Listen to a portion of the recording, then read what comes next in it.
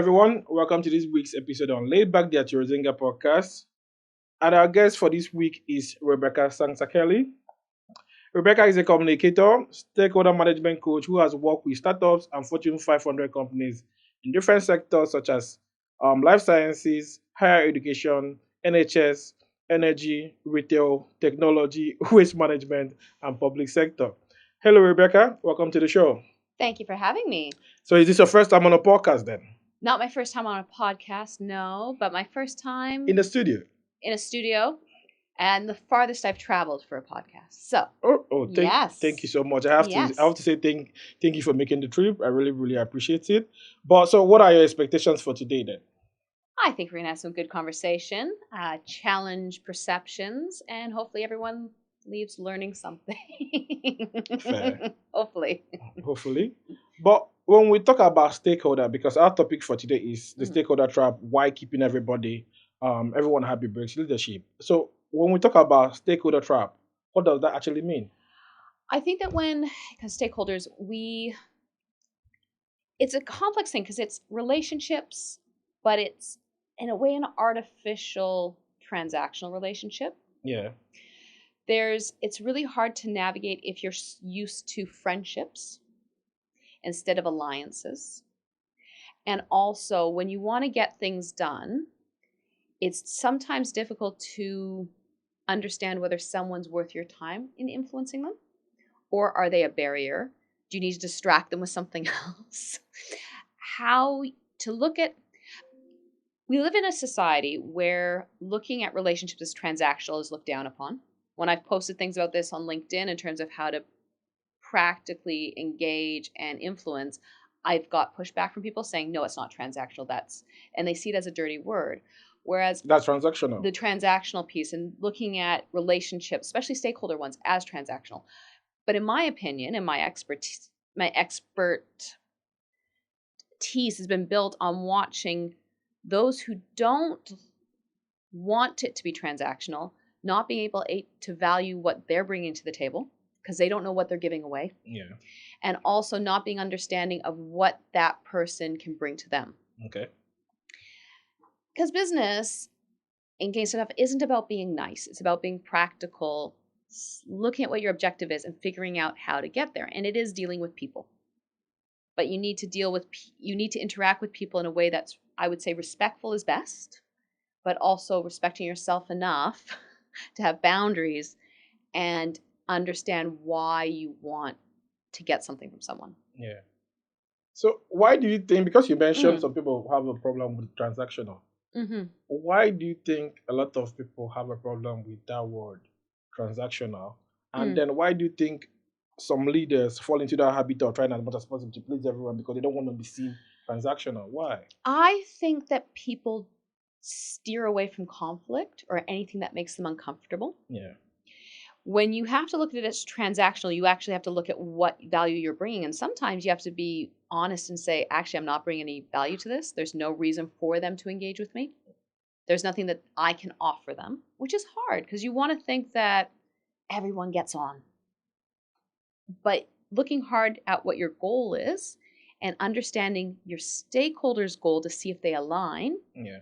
And looking at it as, I'm going to give them this, they're going to give me that, they're going to value this because I want B as well. And looking at it like that is helpful to take the emotions out. The other part you bring up is about people wanting to please everyone. And the reason is because if you're not, I've had clients. If people are on the listening, if there's a 2x2 stakeholder grid, Yeah. there's the going to people who are how influential they are to how invested they are, and through the quadrants you figure out how not necessarily dangerous is the wrong word, how critical they are to the success, whether they can be a hindrance or enable it. Okay. Or if they can't really mess anything up for you, so you can just let them be. And I've had clients who put everyone in the top quadrant, the most influential and most invested in the manage closely box. Yeah. And I have to take them back. It's like, you do not have enough time in your day to manage everyone closely. No, you shouldn't. You should have the fewest people as possible in the manage closely. if you want to be successful, because otherwise the work you need to do is so much greater than you can possibly achieve. You need to be moving people out of the extremely interested box. You might not be able to change their influence on things. Yeah. But you want to assess, are they fearful of something? How do you ease their fears? Do they need something else to get them away and distract them?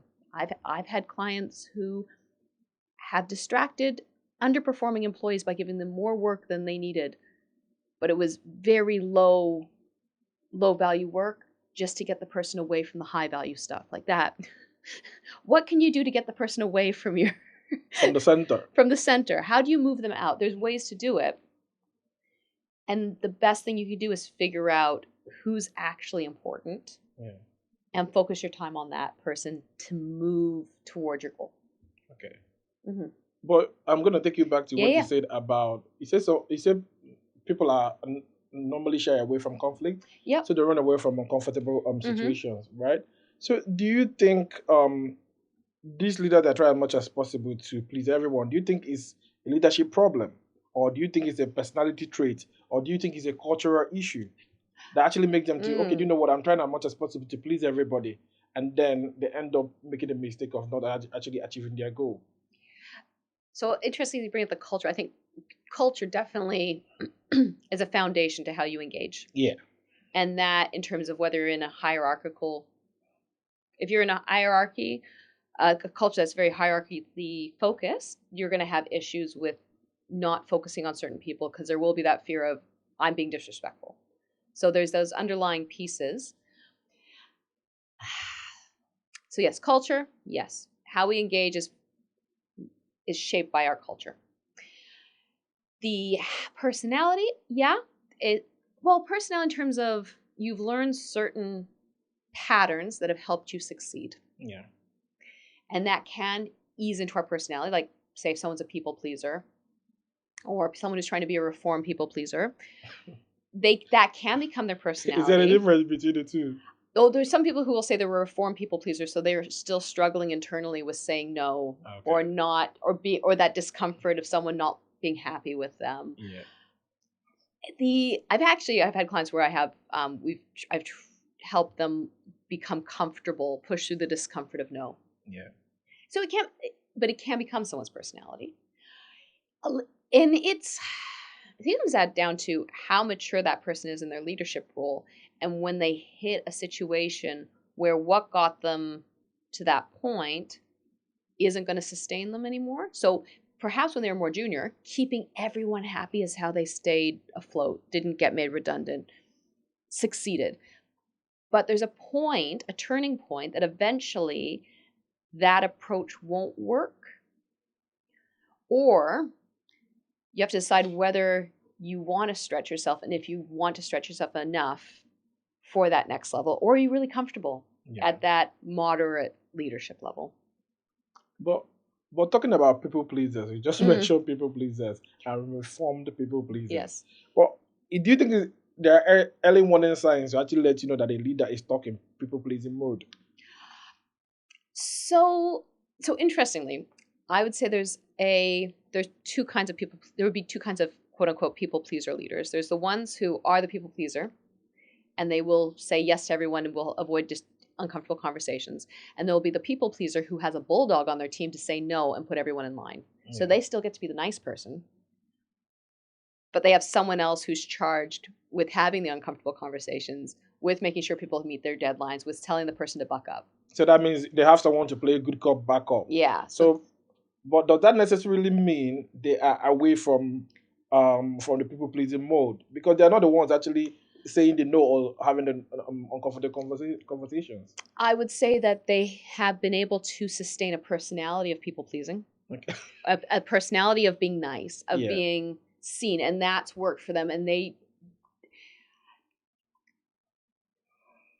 there's certain expectations someone has when they meet you. They'll make assumptions. And for some people, like for myself, I should say, I'm a great I can talk about myself easily on this. I look younger than I am. Yeah. So I know I can get away with saying things and asking the stupid question because someone won't feel threatened because they think I'm still young and naive, etc. I'm not, but I know I can use it to my advantage to do it. Some people, the way they look and come across, they won't be able to come with that umph for the conflict, or they don't have the energy for the conflict. If you're not a conflict-oriented person, you're going to be drained. Yeah. But if you have someone on your team and you recognize that this is someone you trust and you can get them to do it, then you can keep the persona that has been successful so far, but still have using the tools in terms of the employees that you trust to get things done. Yeah. Okay. Well, Yeah. we've talked about fear of conflict now, right? Yeah.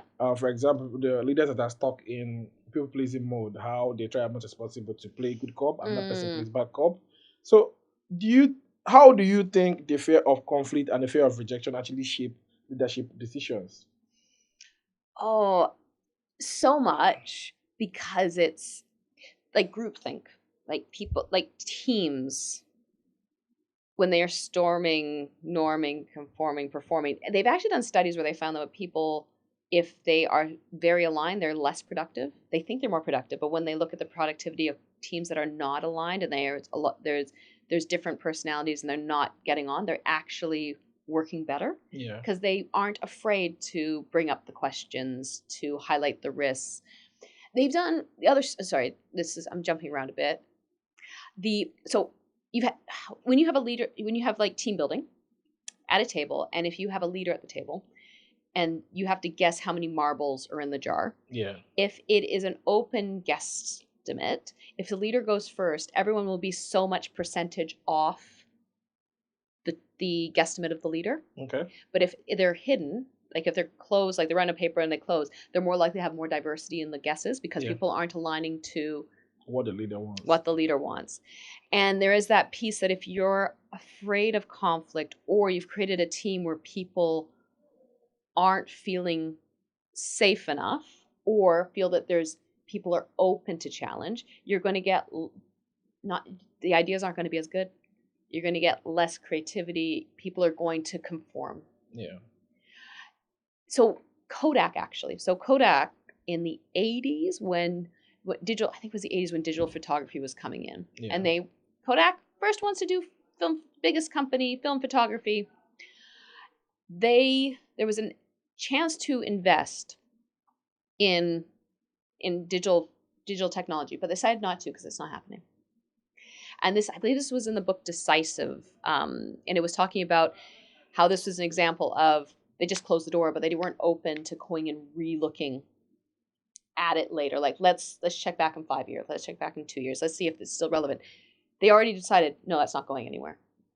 Nothing is going to change. Nothing's going to change. And now they are no longer top. They exist, but not really. Not at the top anymore. Not the top. They're a subsidiary of something.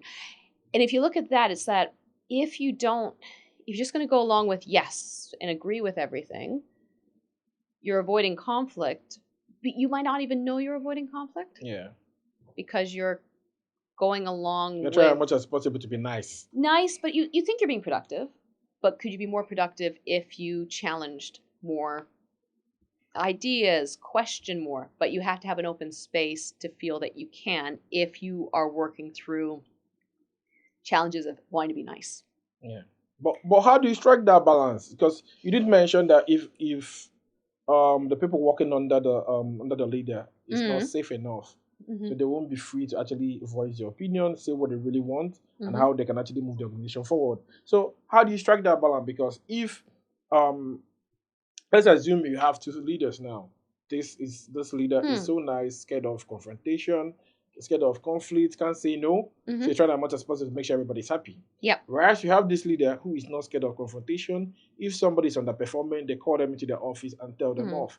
How do you strike that balance? Because normally people tend to hate the bad cop. So how do you strike that balance as a leader to make sure you can actually influence people to actually bring out their best? Well, one thing is that most decisions are not made in the boardroom. They're done on side conversations elsewhere. Yeah.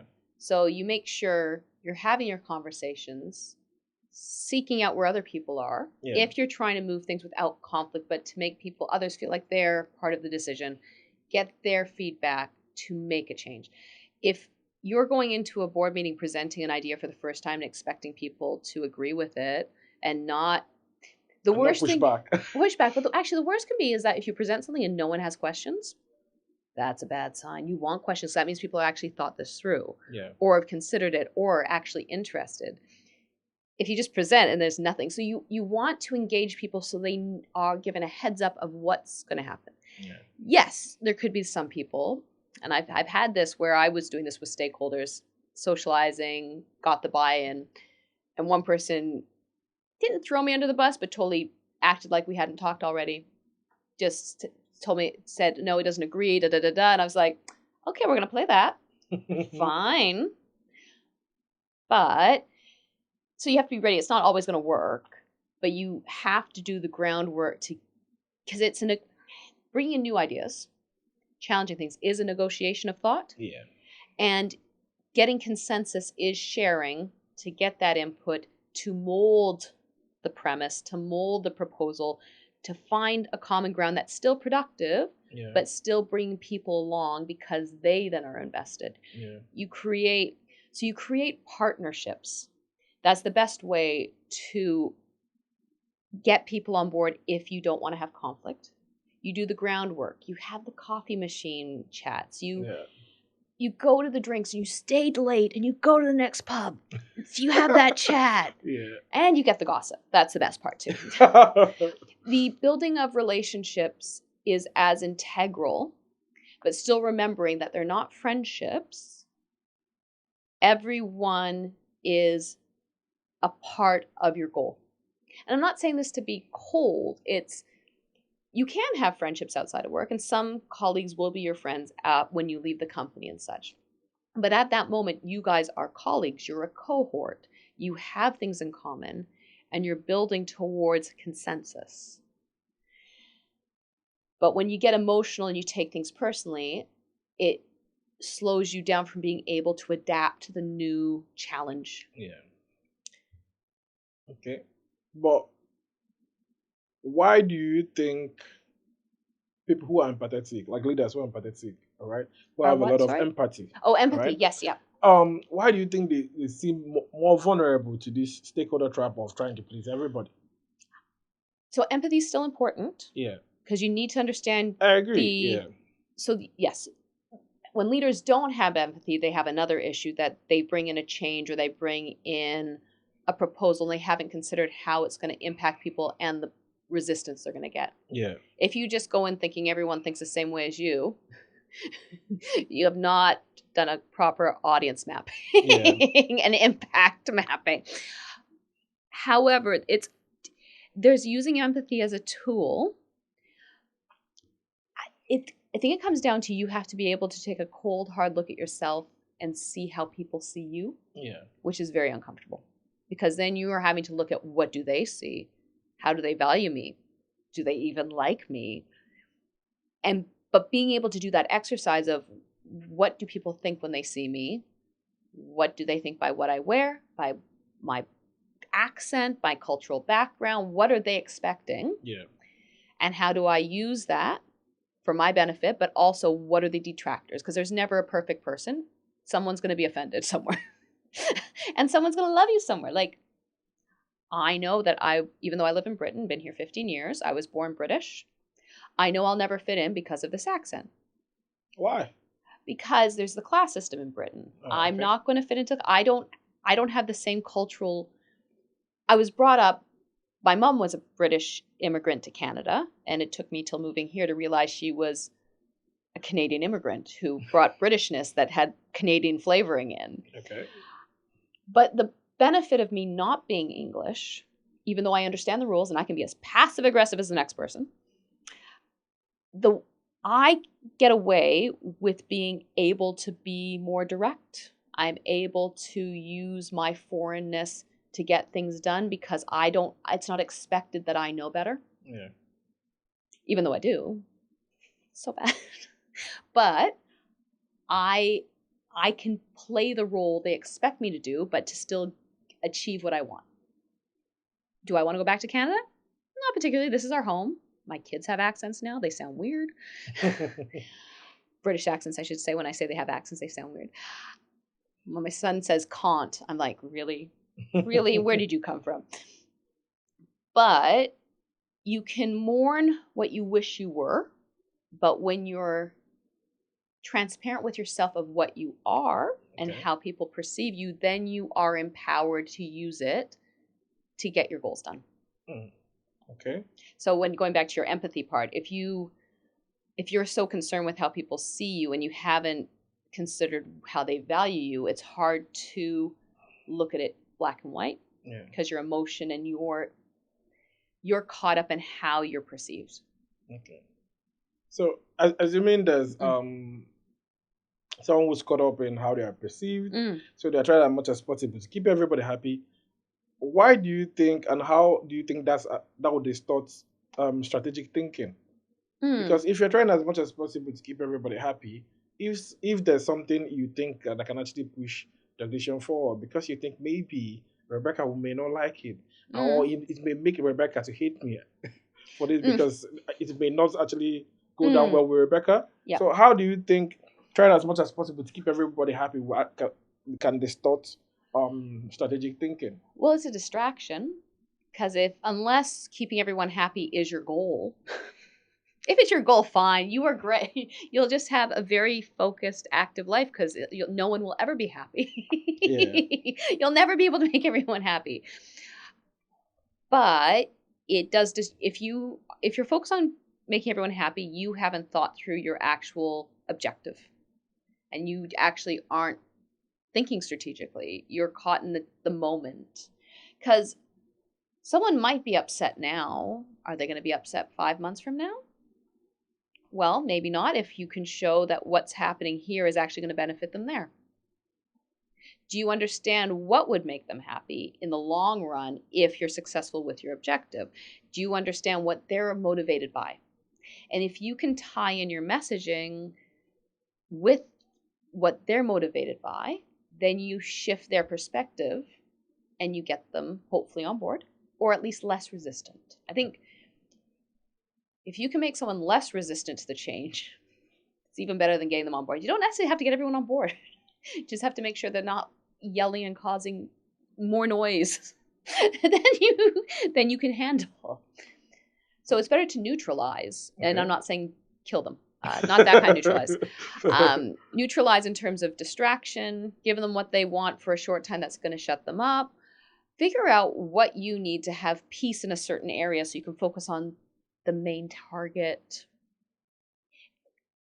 You need an influence. You need a stakeholder map, and you need to figure out who can you settle and quiet down now, and who's going to take longer, and you plan your engagements and your chats accordingly to the priority. Yeah. But I know you did mention that after some time, people who are not on board, they're going to be fine anyway. All right. But if you notice in some organizations, most of the time, compliance is eroded more than courage. Yeah. So why do you think that is? Because if somebody is thinking, for example, let's say the person who does not agree with his opinion is a person that may be sitting on his promotion or something like that. Oh yeah. So, and I know most organizations' compliance will always be rewarded more than being courageous to say, okay, you know what? I know this does not sound you're not okay with this decision, but I think this is the best step for us to take. So why do you think organizations actually do that? Why do you think they reward compliance over courage? Well, it's easier to manage compliant people. Sure. If someone's going to cause challenges, it's easier not to engage with them. And I've watched people focus on rather not stirring the pot so they can get the promotion, and that's a rational objective. Their objective then is to stay employed.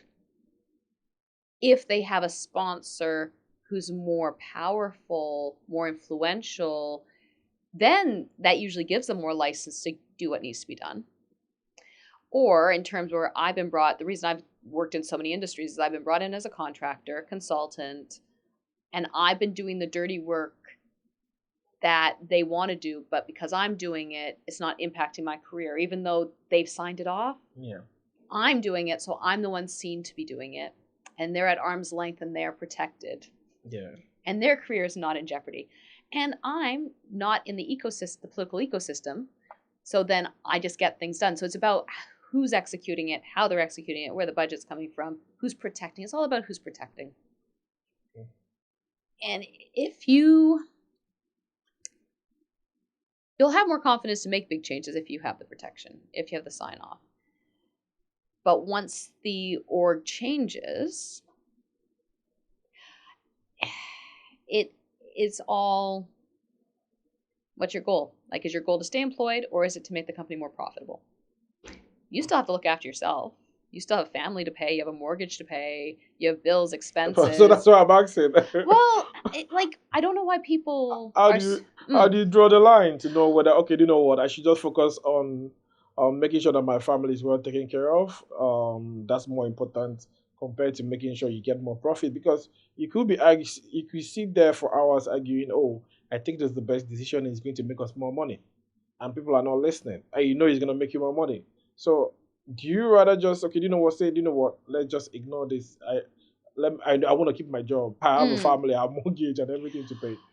So another aspect to consider when you have people who want to bring in the change and people who aren't on board or trying to get them on board is to consider, in the history of the company, even if it's just the last year, how many changes have been brought in and how many have actually been successful. Because people will look at what happened last time. Yeah. And they'll think, is it worth my time to get in on this, or is this going to go anywhere, or should I just focus on what I need to do? And if you have a company where it takes 6 months for something to die, people will wait that 6 months and watch, and they'll watch it down. They'll eat the popcorn, and they'll say like, oh, yeah, no, I didn't waste my time getting on board with it because it died anyways. It wasn't that important. One of my old companies I was in, they had a lot of great initiatives. I had started an initiative. I'd started a practice for communications and training people up on how to do communications effectively on projects with methodology and strategy, etc. And then they started these communities of practice, and I held out to join until I actually saw it was actually formalized. And I'm like, okay, I'll join. It was like, it had already been launched. I'm like, hey guys, I already have everything put together, so I can just slide in. But I wasn't going to work through getting my hopes up that it was going to be successful, because I'd watched previous initiatives fail. Yeah. Or just evaporate. It's worse when they evaporate, because then people are like, what happened? Oh, we don't know. Where'd it go? Who knows? It's on the SharePoint somewhere. If you have a history of initiatives going and being put into purgatory, you shouldn't be surprised when people aren't invested or interested in engaging. Okay. So, but now we've talked about compliance and the courage part, okay? So now you have to find a way to actually tell yourself as a leader, which one do I really want? Do I really want to comply? Like you said, if you know all your ideas are going to purgatory, do I want to comply and make sure I keep my job? So you have to actually make a decision. So, but how do you think leaders who are suffering from this stakeholder trap, where they are trying as much as possible to please everybody, how do you think they can break free from it to make sure that they can actually achieve their goal and keep their job? Yeah. The best ways, and I know I feel like a broken record when I say this, but this is where I take it back to all the time, is what do you want to achieve? Be clear with what you want to achieve. And make sure you understand what it means to achieve it. Because if you don't have the goal, you will be pulled in all directions. You will be like, oh, I just need to make sure everyone's happy. What's your goal, and why is that your goal? Yeah. And is it scalable? Do you have what you need to make it work? Plan it out. Yeah. And have a game plan. Because if you don't, then yes, you are going to be just making sure everyone's happy, because that will be your goal. That is the byproduct of what you're repeating your patterns, and your patterns have been to keep everyone happy, to make sure everyone likes you. If you want to break it, you have to have a new goal, a new objective. BetterHelp is the paid partner of this episode. Growing up in Nigeria, mental health was not discussed in our homes. As a man, you are discouraged from showing your emotions as this is seen as a sign of weakness. If this resonates with you, you are not alone. About 62% of adults believe that societal attitudes stop them from seeking mental health support when they need one. And that's why I've teamed up with BetterHelp to stop the stigma around mental health and encourage you to seek mental health support from credentialed therapists when you need one. These credentialed therapists listen, ask questions, and help you to see things from new perspectives in order to improve your life. BetterHelp is on a mission to help you start therapy as easy as possible. If this is something you're interested in, click on the link below or go to betterhelp.com/laidback to match with a credentialed therapist in as little as a couple of days. You can also get 10% off your first month by using my link or the code laidback. Yeah, okay. So what mental shift do you think one can actually do to lead with conviction? All right, because like you said, for example, it's not easy to be a leader, and you have to be ready to have uncomfortable conversations. Yep. Unfortunately, even if you don't like it, and Mhm. sometimes, like you said, imagine you present an idea and you don't get any question. Yeah. You may end up actually doubting yourself. Am I really sure this is the Mhm. best thing? So, what mental shifts do you think you need to do to actually lead with conviction, even if you're not getting the right signals or body language or whatever you expect? What the mental shift you need to do to make sure you are leading with conviction? You know what you're doing. You have to understand where you're going with it, because people will follow someone who, even if you just fake it that you know what you're doing. People are attracted to confidence. Yeah. But you have to have consistent confidence. It doesn't mean you have to say that you know what's going on and that you have to be right all the time. You don't have to be right all the time. You have to have, being able to say I was wrong is one of the strongest things someone can do. Yeah, I agree.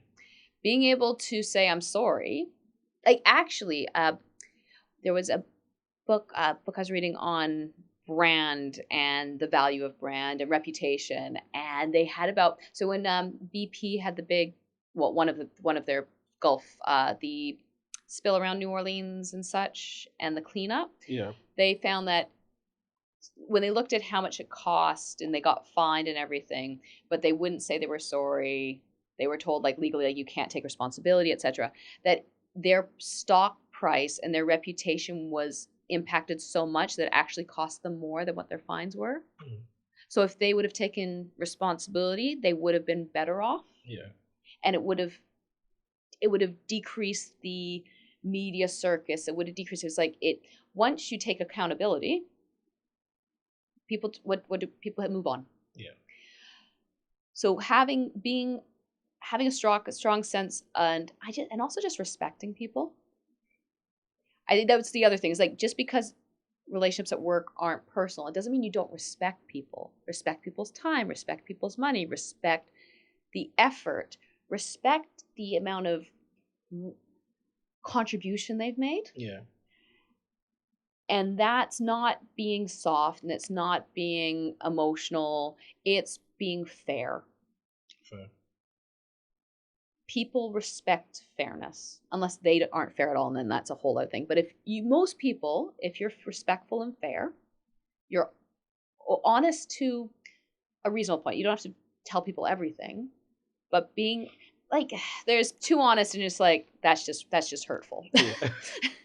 But it's the having that balance of having the conviction, is having your goal, understanding how you're going to get there, and being open to correcting if you need to, and respecting people. And if you respect people, usually, I know there can't be any absolutes in with dealing with people, usually they respect you back. What you give is what you get. Yeah. And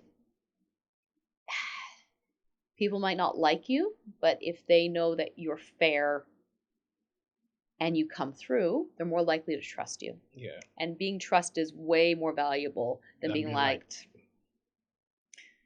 Okay. But it still goes back to the same question we were asking about people who are people pleasers, right? Because they want to be liked. They do.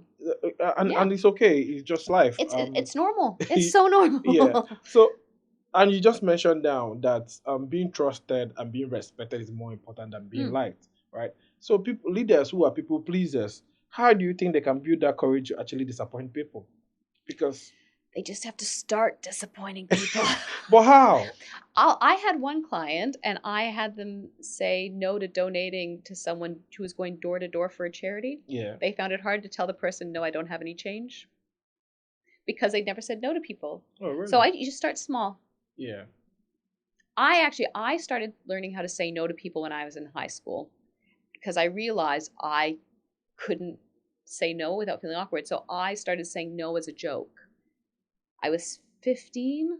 I still remember this very specifically because I started making jokes. Like, someone would ask me, and I was like, no, and then I'd do it. Yeah. But I still got used to saying no, to the point it took me 2 years.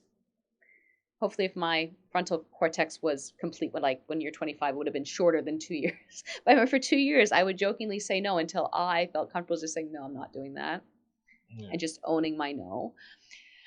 What people need to understand is that when they want to be people pleasers, they want people to like them. There is no firm place for other people to trust. They know you're nice, but you aren't showing them you're going to be there for them. Yeah. To be trusted. That's why trust is so much more valuable, because trust means people can depend on you. Being nice is fleeting. It's in the moment. And it makes you feel good in the moment. Yeah. Hence feeling awkward and awful when you say no, when you tell someone, no, I can't give to this charity, or no, I don't want to go out tonight. I want to sleep.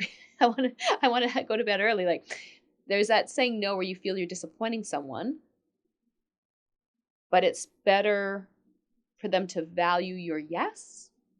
Because if you're always saying yes to everything, your yes has no value. Yeah. Because are you But actually you going to can't be follow through? saying no to everything as well. You can't say no. No, you have to be discerning. Yeah. It goes back to what's your goal. Yeah. What's your goal? And protect and work towards your goal. And even if it's making your goal the excuse. Yeah. No, the reason I mentioned that is Mm. because maybe, like you said, they are reformed people pleasers. They are trying as much as possible to start saying no, and you realize everything you bring to them, they say no. Even the best ideas, and you're wondering why are you saying no to everything? I feel like there should be a balance. Oh, Everything definitely. can Yeah. be yes, and Yeah. everything can be no. So if you are saying no to everything now, it makes me start wondering what's going Oh, on yeah. Oh, here. no, there's a balance. You need to Yeah. have a balance. You can't, if every time we change, we learn, and sometimes we go a bit overboard Overboard, on yeah. stuff. So no, you need to have a balance of an understanding why you're saying no, why you're saying yes. Yeah. It's now it's not easy. It's still training. You're training Yeah. yourself to react differently. Fair enough. Actually, I would say a way to have a healthy yes and no, and it comes back to planning, is understanding, like, say, how much you want to share about your personal life or your social life at work. Having boundaries about what hobbies you'll talk about and which you aren't. Yeah. Thinking through what's a topic that you can share and which ones you aren't. And then you have control over the information because you've already thought through where your line is. Yeah. And that line is going to help you have boundaries to be able to say yes and say no, because you've already understood you've already thought it through and not being caught in the moment. I think not that you can plan out every interaction, but thinking through things of what is okay and what's not is essential to being comfortable with everything. Yeah.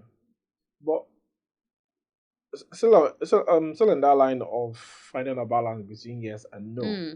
Right. So what does true leadership maturity actually look like? All right. Because you said that sometimes when we are trying to reform, we're trying to be a better person, we may go overboard. And now you need to find that balance between yes and no. So if you want to paint a picture of true leadership maturity, what do you think it looks like? True leadership maturity, I would describe as being more concerned with your objective than pleasing others, but also it's prioritizing. You're not going to be able to get everything done. Yeah. But you can prioritize what you want to get done. We don't have enough time in the day to do everything or react or prepare for everything. But you can think it through as much as you can and then accept that you have worked, you have prepared for this, you're going to be as ready as you're going to be. But then you have to, for that, how much is that worth your time? It's prioritization. And understanding the balance that not everything is as important, but you are going to make mistakes and accept it, but learn from it. Yeah, fair. Yeah. But because of time, all right. Yeah. It very if define what true leadership maturity is all about, right? So let's assume we have a leader out there who is really really mature. Yeah. All right. So how do you think they can maintain integrity when they are getting pressure from all sides? They know what they want. Yeah. They've prioritized and said, okay, this is what we really want. The value, the objective is the main thing. They can balance their yes with their no. They are mature in their leadership in their leadership quality. So, but how do you now think they can actually handle the pressure and maintain integrity when pressure is coming from all sides? You're gonna hate me for this. I'm gonna say prioritization. It's okay, but how? You have to figure out where it's going to give, and there's no right or wrong answer, but you have to make a decision. Yeah. And you have to live by the decision, and you have to understand why that is. So when you're questioned about it, you've thought through it. Otherwise, you end up making gut reactions, which at least if you've thought it through and you have a pro cons and you have a paper trail of why that was done, like. Especially if it's going to high stakes where you could have investors or board of directors and they're like, why'd you do it? You need your paper trail. This is like, cover your ass, cover your ass, cover your ass. As well as be confident in yourself. Yeah. But you can't just assume because you've talked with someone, especially when the stakes are high. You can never assume that because you talked with someone, they're going to have the same memory about what you talked about. You always put things in an email. Put things down, you write it out, you confirm. And then from there, you've done all you can. As long as you're not, I guess the biggest thing is, as long as you're not being a martyr and hanging yourself out to dry. Yeah. Because martyrs, yes, religions are based on martyrs and showing that, yes, if you sacrifice yourself, it's going to be great. No one should be martyring themselves for a business. As much as it feels good to feel selfless in the moment, you shouldn't do that.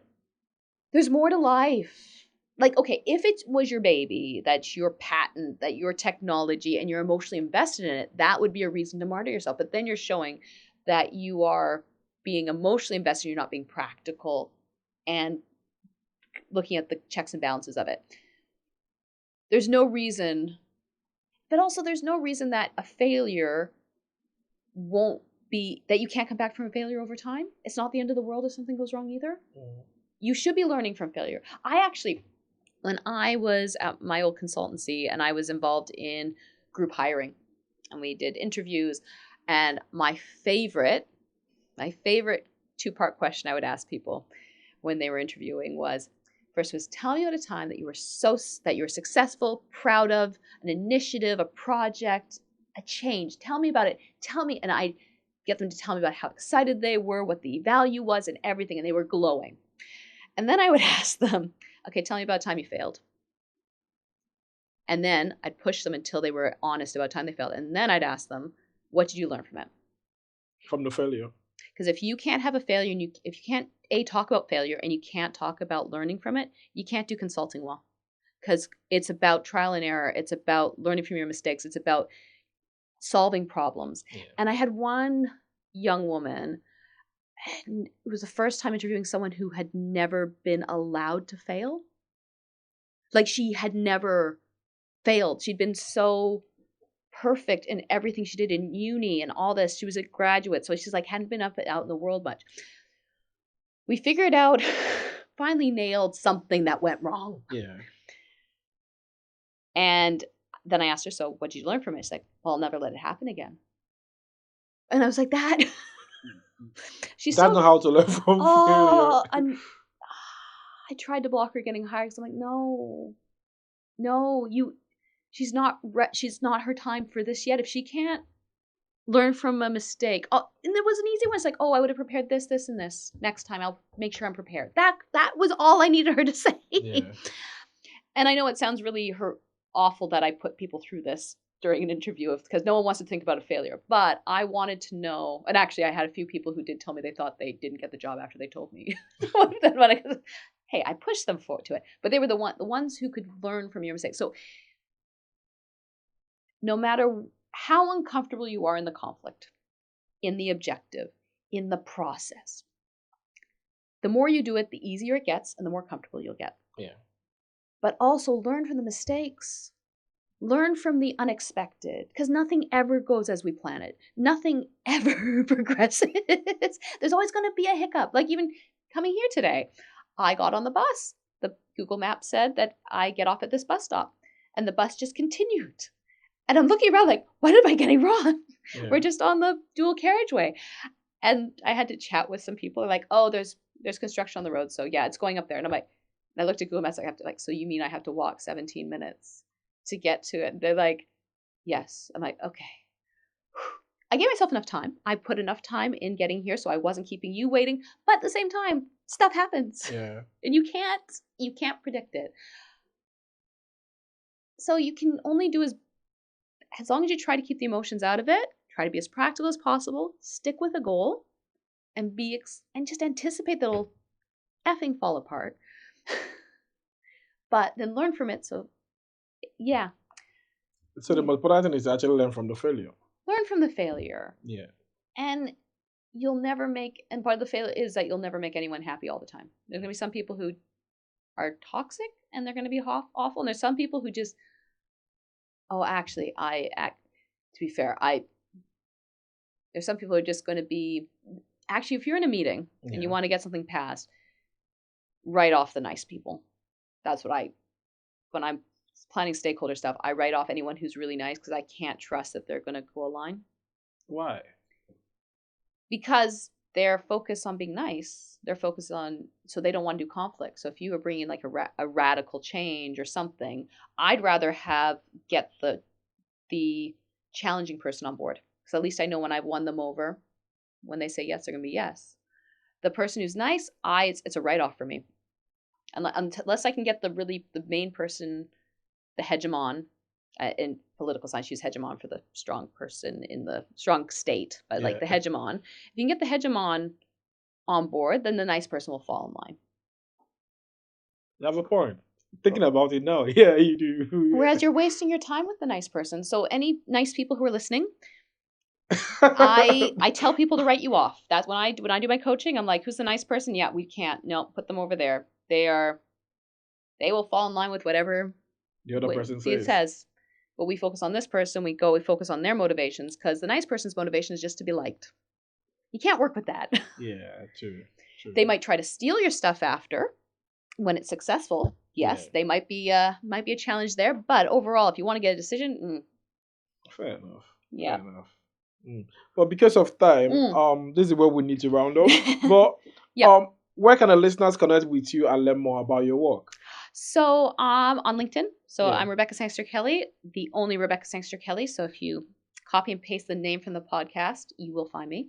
I also have a TikTok under my company, Studium Consulting. Okay. Not Stadium, Studium. Studium is Latin for education and enthusiasm. Okay. I was told by a client that they liked to work with me because I always brought enthusiasm and they learned something. Yeah. So I turned it in my company name.